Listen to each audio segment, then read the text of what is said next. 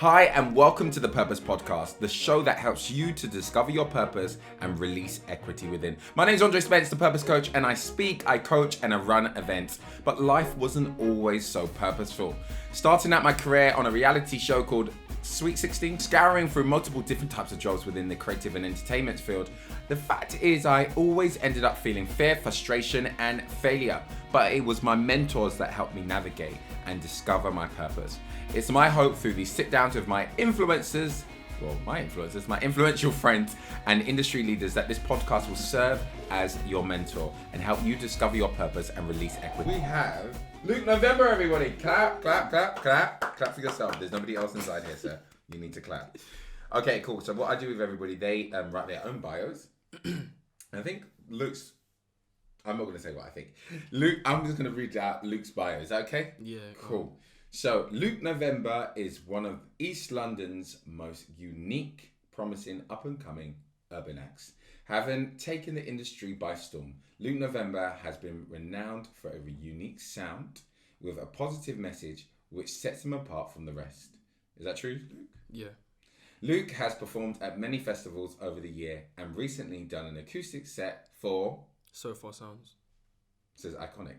Oh, iconic Sofar Sounds, which will be set to release very soon. When is it going to be released, Luke? Do you know? I'm still liaising with their team. Okay, cool. Go on. Luke November released his first 5-track EP in November 2019. Yep. So stay tuned.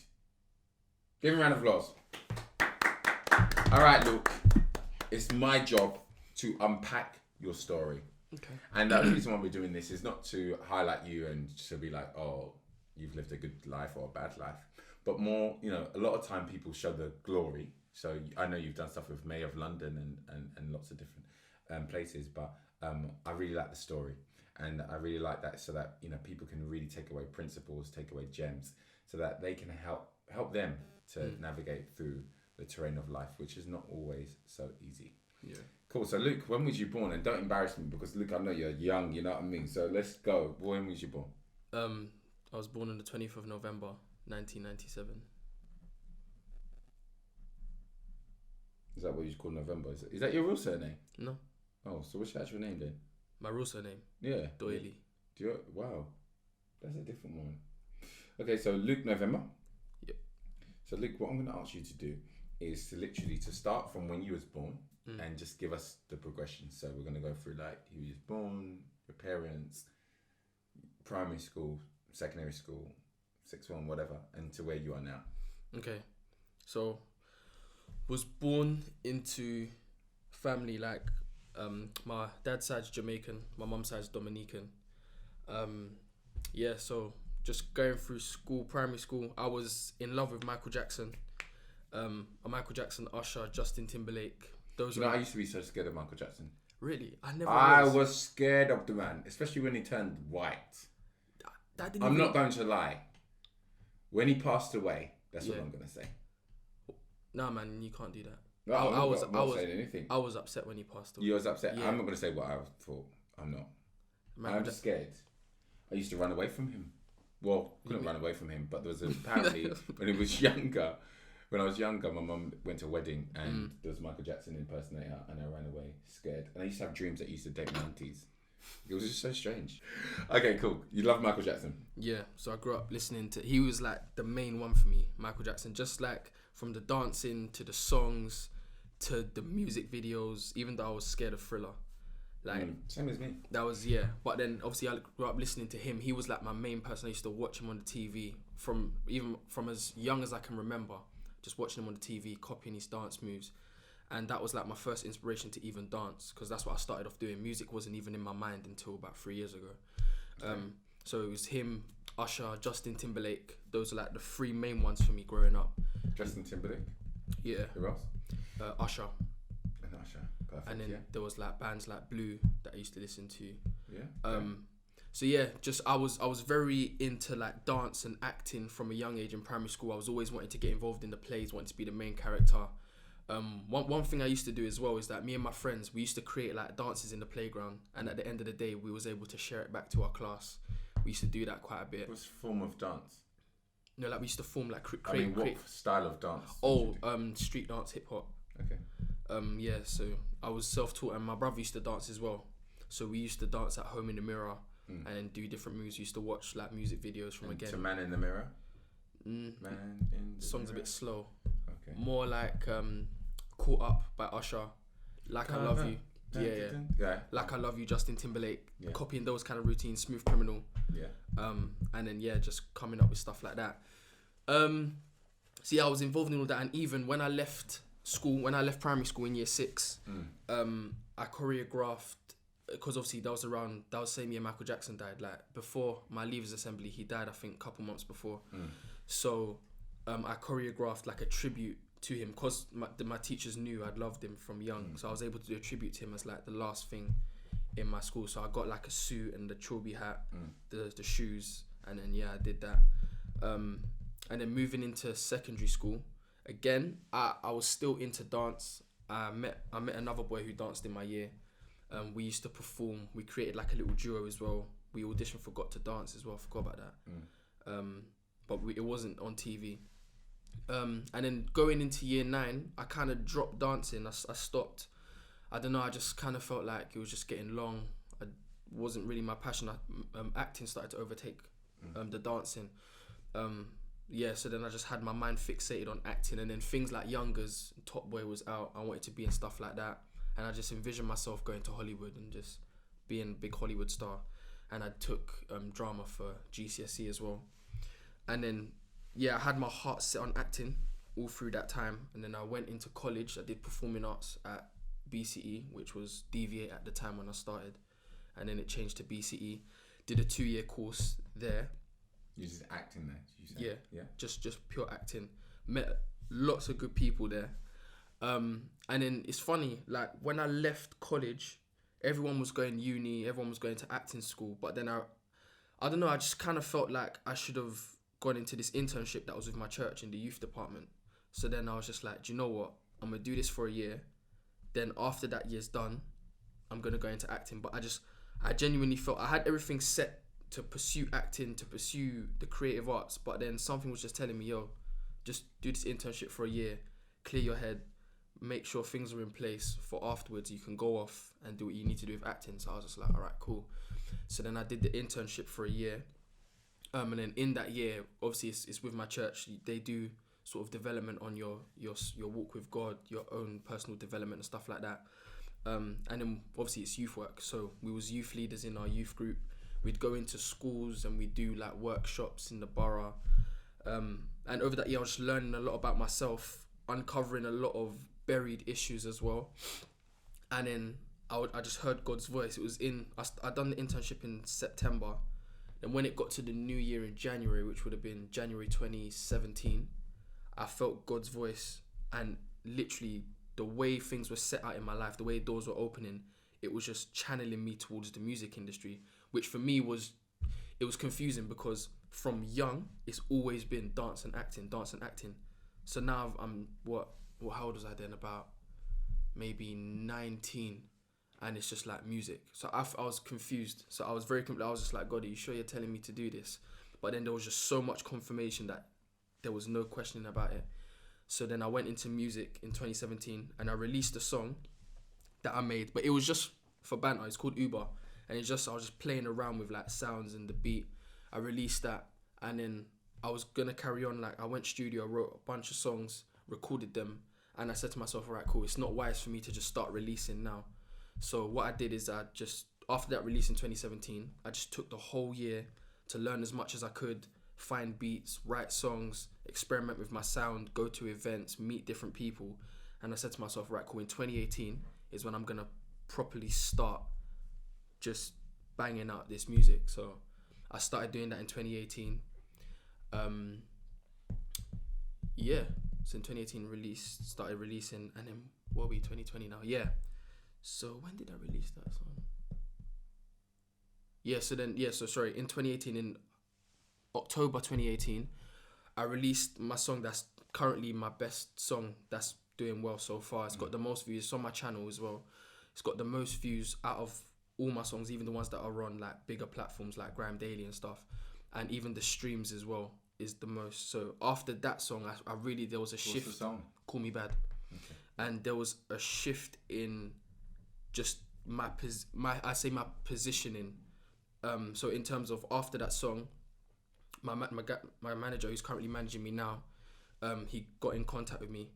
Then we started working together, and then even just the way certain obstacles are no longer obstacles now that he's managing me, and just the places I've been off the back of that one song, the amount of performances I've got off the back of that, the recognition I've got off the back of that as well, that I really felt like it took a turn. So then going into 2019, just it was like my first year working with my manager. 2019. Yeah, 2019. So we went into 2019, and I released a remix for Call Me Bad, and I just did a number of releases throughout the year, and obviously we're fresh into 2020 now, and I'm here. Amazing. Give him a round of applause. Go on, Mike. All right. Do you know what? It's gonna be real because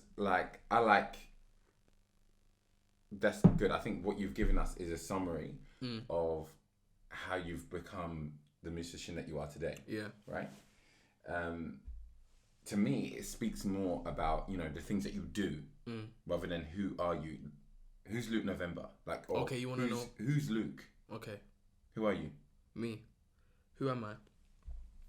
In what sense? I could go. That's the question. You've spoken a lot about doing, but who are you? I don't know. I just want to know, beyond the music, beyond the acting, beyond the rapping, who are you? I'm a passionate person. I'm passionate about people, young people. I'm passionate about development, and people's growth. Like I always look for the best in people, and I always look to see if I can draw out the best in people as well. I'm not this kind of person that wants to be better than everyone. I want everyone to be on like the same level. I want everyone to win, and I suppose it's like my heart's become in line with God's heart and just what He wants for people, and that's just now become my passion. So if I see people struggling, I want to be able to share wisdom. I want to be able to let them know that there's someone there that genuinely cares about them. It's not about how many cars you got, how much money you got, how much status you got. For me, it's like, are you okay? That's what my passion is. I want to ask you something. But in order to have that kind of compassion, you said that if you see somebody struggling, if you see somebody struggling, you want to be able to help them. But in order to be able to help somebody that's struggling, oftentimes you have to go through something to have that kind of level of compassion. Yeah. Do you understand what I'm trying to express? It doesn't mean I'm right. I'm not no psychiatrist, as I said already, or psychologist. What would you say has been the biggest struggle in your life? I would say one thing that's held me back a lot from a young age is not trusting people, so not talking. And due to me not talking, it's like I can never learn to trust someone because I'm not giving anyone a chance. So for a majority of my life, I was suffering in silence, and I'd project an image as though I'm okay, but deep down I'm actually not. And obviously that births and breeds a lot of insecurity, and it's like what I would look for in people to latch onto for trust, I couldn't find. And I suppose it's because prominent figures in my life who I did trust exited my life, not purposely. Like my granddad, he was someone who was just amazing to me. He was everything. He was perfect. He used to pick me up from school. He used to do activities with me and my brother. He was someone who genuinely loved me and my brother, and I loved him so much. And he passed away when I was 12. And it's like that shook my world so much, and it kind of threw me in ways that I didn't even know. And then shortly after that, I was in year 7, progressing into year 8. My brother, who I held in high esteem for so long as well, he went off to university. So it's like two of these prominent male figures who I held on to for inspiration, who I looked up to and I wanted to be like. They're gone, and I had no contact with. Well, I couldn't have contact with my granddad, of course, and then I didn't have a phone like that, so I couldn't contact my brother either. So then, I just felt lost, and what I wanted to find in people, I didn't find. So I suppose that's what I want to be now. I want to be to people what I never had, because I know the effect it had on me, and it just took years and years of digging that out, bringing it to the surface, dealing with it, and just moving forward and being able to apply what I've learned into helping other people. Okay, nice. Thank you. You said that says you had your 1 year internship Yeah. at church. Mm-hmm. Let's just take it back.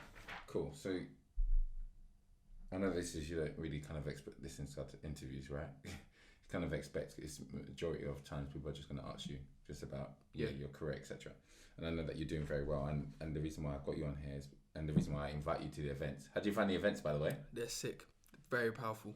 I look forward to them, you know. Thank you so much. How do we even know each other again? Wait, how do you remember meeting me? I can't remember. I just know that you're cool. Oh, thanks. That's it. I actually remember meeting you years ago when you had cane rows Right. at your cousin's house, bonfire night. Right. You probably didn't notice me because I was like, wow, how old would I have been? I probably would have been about 6. Okay. Which cousin? PJ. Oh, right. Yeah. I don't even remember going there. Yeah, I remember that. I used to see you like every year because they used to do it every year. I've seen you like 2-3 times. And then I saw you again number of years later in McDonald's in King's Cross. And you offered to buy me McDonald's. And then obviously That sounds like me. number of years later, I met you at was it Alive Nights at Dartford? Okay. And then you was behind me and you tapped me and you offered to pray for me. Awesome. And then we stayed in contact from there. Wow. That's a good story, isn't it? Wow, thanks. It's like you're educating me. Awesome. Thank you so much. That's really kind. I just want to take it back. So you got your mum and dad, right? So your dad, I presume, hasn't been around like that, right? Yeah, no. Him and my mum, well, when I was 13 months, they divorced. So then I stayed with my mum. Then he went to live elsewhere. But we still had contact in the sense of every other week he'd come down and have me and my brother. Well, when I got old enough, he would come and collect me and my brother. Then we'd spend like the weekend with him and then come back. That was consistently. Yeah. Do you think that if your parents were actually living harmonious together in the beginning, it would have meant that you wouldn't have so many buried feelings or issues? I think you said buried issues. Because you spoke about prominent figures. Yeah. But then your dad would be a prominent figure as well. Mm-hmm. He would kind of be there. Then you would have that kind of argument. And then all of a sudden this kind of goes and then you realise it comes back a little bit. Yeah. And so therefore, do you think that some of the trust issues that you would have with some people would be because of that kind of relationship?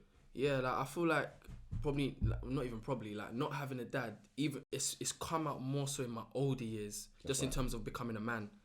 So like I've had to kind of find it myself. But what a lot of people have said to me when they've given words to me is find your father in God and stuff like that. So like the thing is, my dad's there, but because I've not grown up with him, it's just like certain questions that you can be like, oh dad, I can't really do that because I don't really feel comfortable. It's a bit. And it's a trust thing, isn't it? Yeah, I guess. But I do trust my dad. I know I can go to him and I know we can have good conversations because we've had good conversations before. But it's just that familiarity. There's a lack of familiarity there in terms of that aspect. But I suppose if they were together, I think things would have been different. I can never imagine it because my life is the way it is now. I don't know what it could have been like. But yeah. So how do you go about dealing with some of those insecurities? So I suppose some of your biggest fears would be fear of rejection, and also not knowing how to deal with men as well.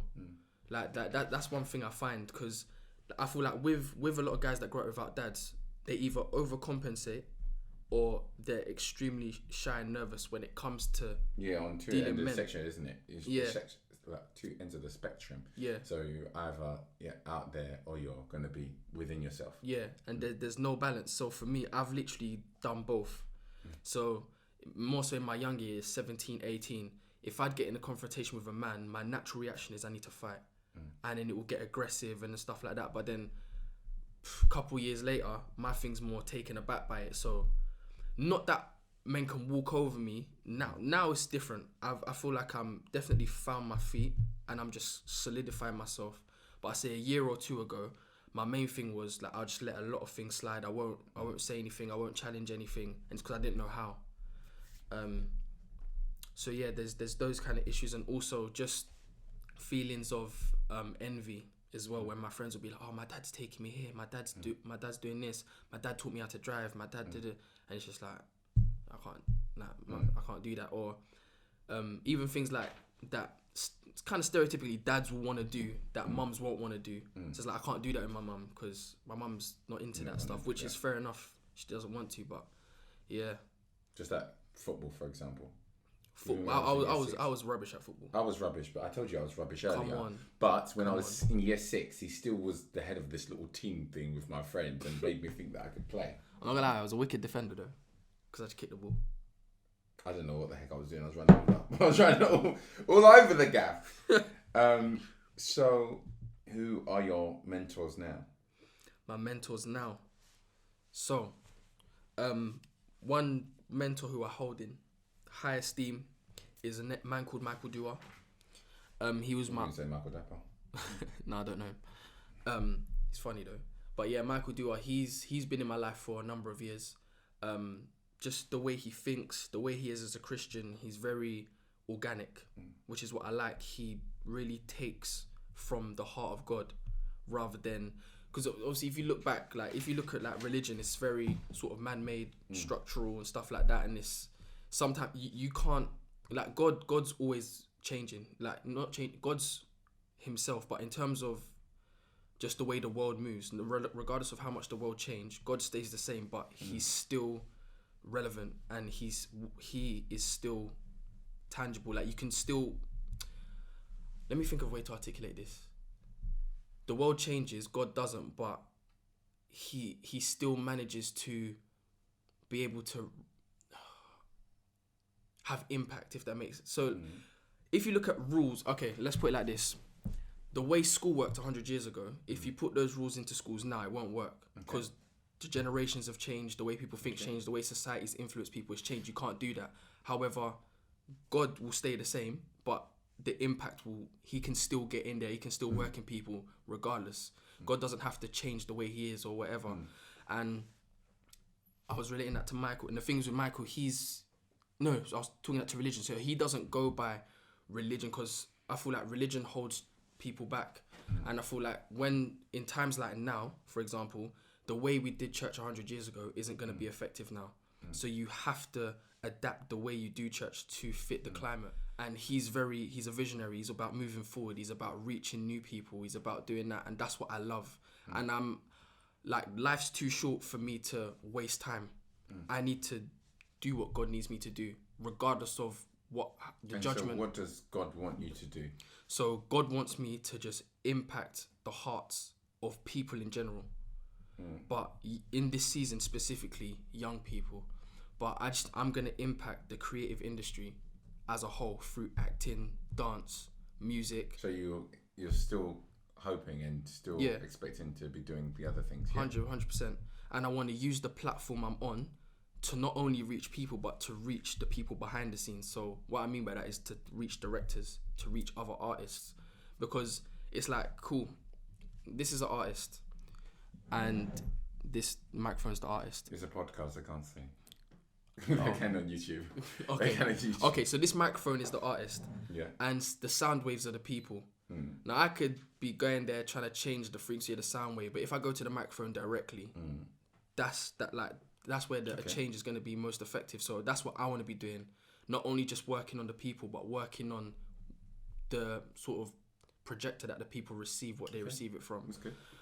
So that's the big goal. And obviously I've got loads of plans and stuff like that, but that's between me and God for now. We'll see. Okay, can you give us an exclusive on here? Or you just don't trust me? No, it's not even that. Okay, so here's one thing I want to do. So I want to get to a place where I want to generate enough funds to buy houses, and I want to set up a homeless scheme. So I want to buy houses outright, 3-4 houses just to have. And what I want to do is I want to house homeless people, and I want to employ people, and I just want to take sort of the homeless people on a journey. So over a set of 6 to 8 months, just a journey of rehabilitation, of training, of teaching, and just to teach them to get back on their feet and hopefully get them into employment after that scheme, where they can then get into their own housing, own way of living and stuff like that. Because there's a lack of support for homeless people, And people say things like, oh, why don't they just go to the job centre? But it's not as easy. They don't have an address. They don't have well, and how do you know all of this information? Because I work with the council, and then when we do a lot of projects around... So that's something that you do on the side. So you do your music, and what do you do? Yeah, so I work in a school. Yeah. As a mentor in a pupil referral unit, and I work with the council. I'm a part of a youth consultancy service, and we do a lot of things within the borough and the community. We're specifically youth focused, but we do cater to the wider community as well. So when there's different projects on homelessness, housing, and stuff like that, I like to sit in on the focus groups and hear what's what and what's happening. So yeah, like it's hard for homeless people, especially ones that come from abroad as well. So if I can set up that scheme, hopefully it can just make a difference. And if it inspires other people to do the same thing in wider London and even across the world, then even better. Amazing. What do you want to tell people?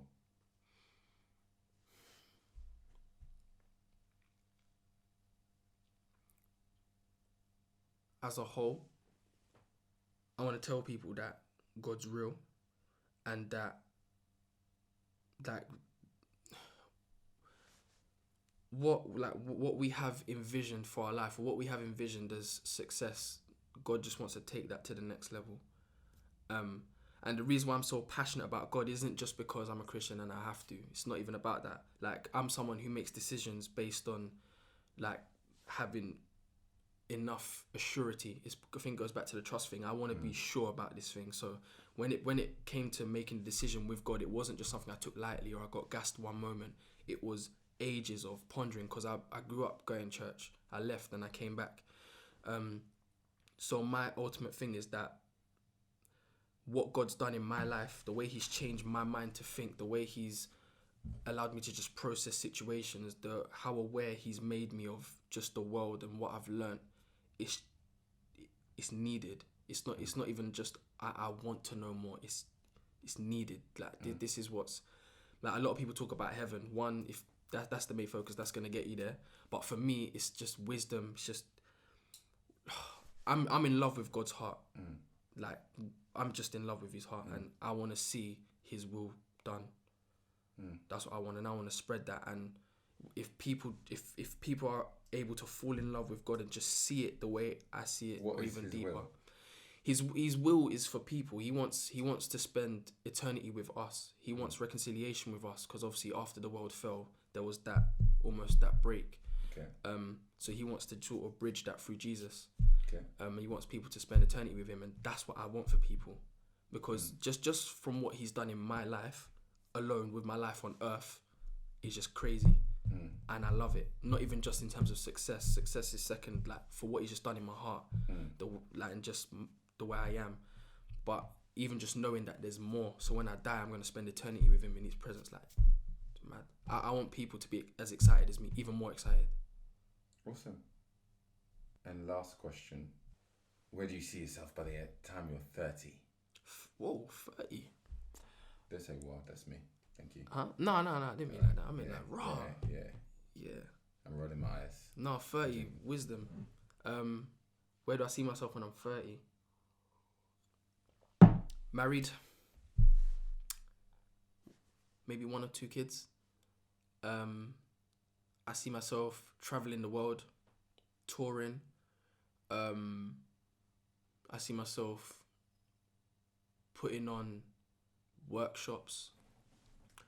I wouldn't mind preaching. Like, I wouldn't mind doing it. I preached before at my youth group, but I wouldn't mind just like testimony-wise, talking off the back of my testimony or something like that. I want to visit churches. I want to talk. I want to deliver my story, not even necessarily performing, talking my story. But again, on the flip side, with music, touring, I want to have like been in like some British TV programs, films. I want to have been at least done a film by 30.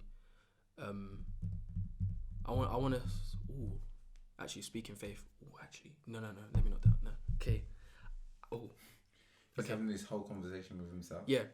Basically, I want to sell out. No. Wait. But that's cool. I want to sell out Brixton by 30. Okay. By myself. Like, obviously with people, but I want it to be like me as the head. I don't want to be on someone else's bill.